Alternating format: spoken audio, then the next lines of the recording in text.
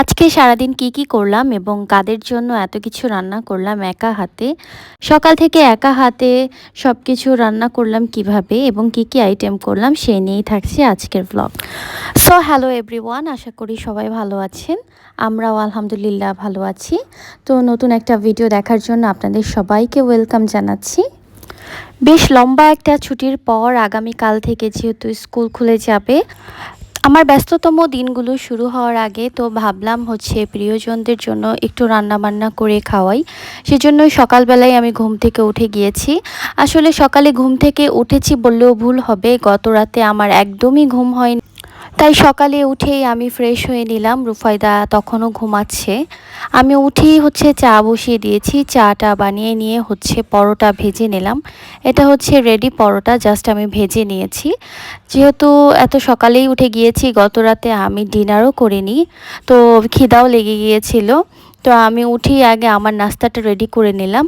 আমি এখন একাই বসে আজকে নাস্তা করব।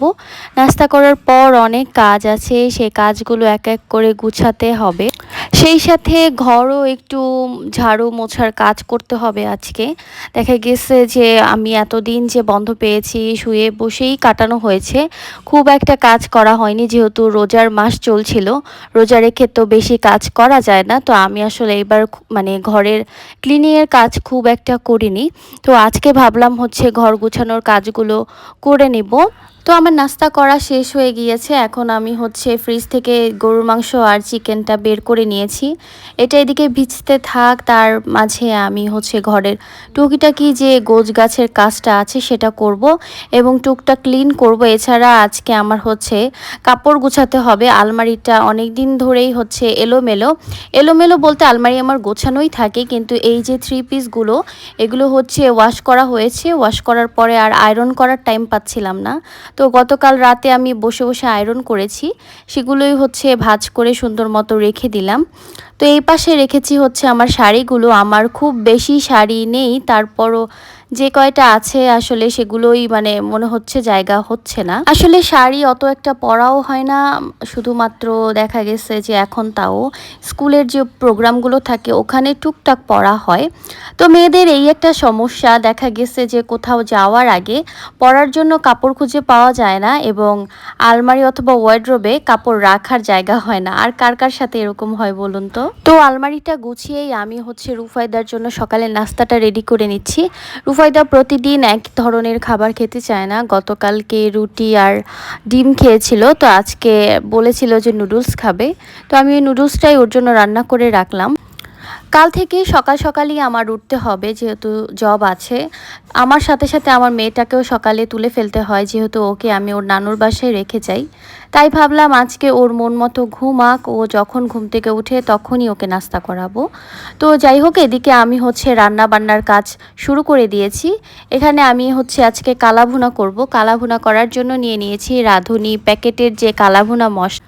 মাংসটাকে ধুয়ে ভালো করে পানি ঝরিয়ে নিয়ে আমি এখানে দিয়ে দিয়েছি কালাভুনা মশলাটা। সেই সাথে দিয়ে দিয়েছি অল্প একটু আদা এবং রসুন বাটা, সাথে দিয়েছি পেঁয়াজ এবং 2 চা চামচ দিয়েছি সয়া সস, সেই সাথে দিচ্ছি টমেটো সস। এবং এই রান্নাটা সম্পূর্ণ করতে হবে সরিষার তেলে। সরিষার তেল দিয়ে রান্না করলে কালাভুনার টেস্টটা অথেন্টিক পাওয়া যায়। তো আমি এখানে খুব ভালো করে এটাকে ম্যারিনেট করে রেখে দিব আধা ঘন্টার মতো। আধা ঘন্টা না রাখলেও চলবে, যেহেতু এটা কষিয়ে যদি রান্না করা হয় তো সেক্ষেত্রে ম্যারিনেট করে রাখার প্রয়োজন পড়ে না। আমি এখানে 30 মিনিটের মতো ম্যারিনেট করে রেখেছিলাম, কারণ আমি আজকে প্রেসার কুকারে রান্না করব।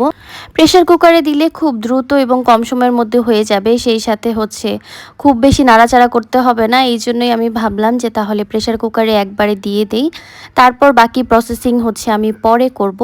তো এখানে আমি মাংসটা সিদ্ধ হওয়ার জন্য পরিমাণ মতো পানি দিয়ে এখানে কয়েকটা সিটি দিয়ে নিয়েছি। তো এই পর্যায়ে আমার মাংস রান্নাটা একদম হয়ে গেছে।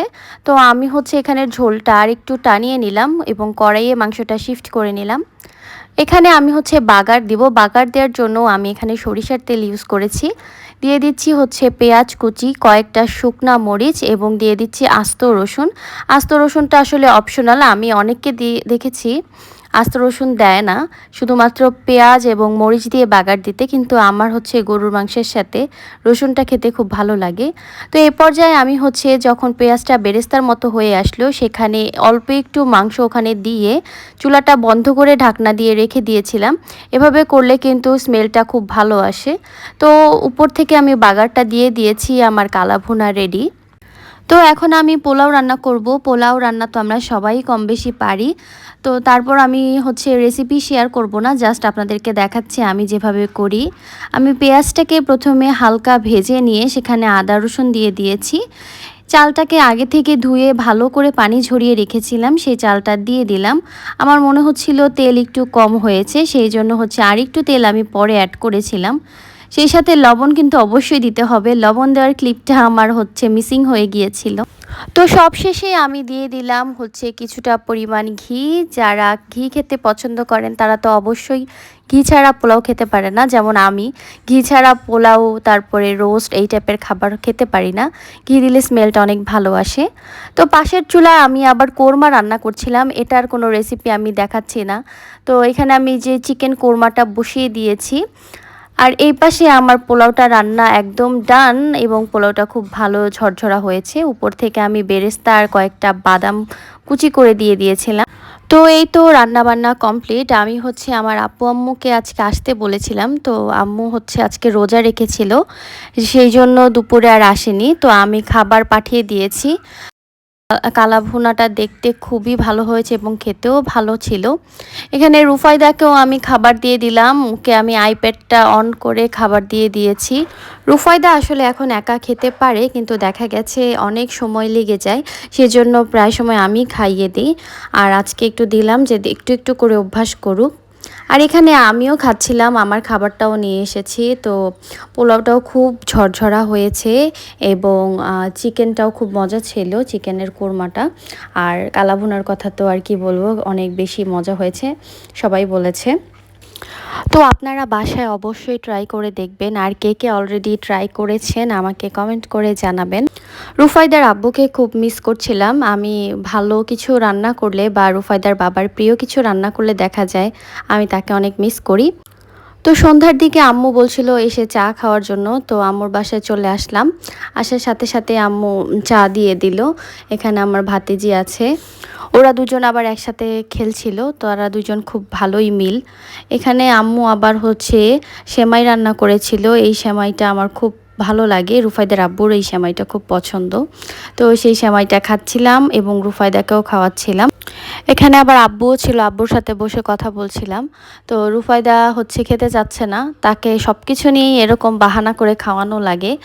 তো রুফায়দাকেও খাওয়ালাম, খাওয়ানোর পরে দুই বোন মিলে আবার এখানে খেলছে। আর এদিকে আমার ভাতিজি বাবার পায়ে উঠে বসে আছে, সেটা দেখে রুফায়দাও গিয়ে বসলো। তো দুইজন নাতনিকে বাবা হচ্ছে অনেক বেশি আদর করে, তো দুইজন একসাথে হলে অনেক খেলাধুলাও করে।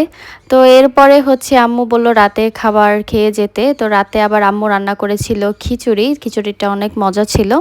তো রাতের খাবার খেয়ে তারপর আমরা হচ্ছে বাসায় চলে এসেছি। এই ছিল আজকের ব্লগ, আশা করি সবার অনেক ভালো লেগেছে, সবাই অনেক ভালো থাকবেন।